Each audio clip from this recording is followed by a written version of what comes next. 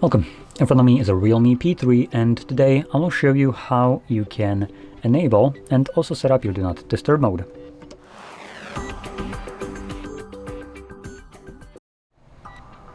So, to get started, let's swipe down twice from the top of our screen. There we go. Which will extend our toggles, and here just look for the Do Not Disturb mode. For me it is on the second page right over here. Once you see it, you can hold it the first time around, and this will quickly take you to the settings where you can customize or first navigate to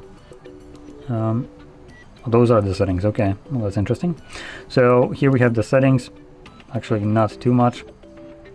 So anyway, once you customize it with as little options as you possibly can, here you can close this up, and whenever you want to enable it, just find a toggle, tap on it, turn on, and you're good to go.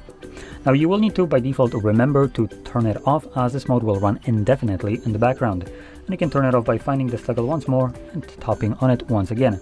Alternatively, if we go into the settings, you can also select a schedule which will turn on and off your Do Not Disturb mode at a provided start and end time, and also day of the week.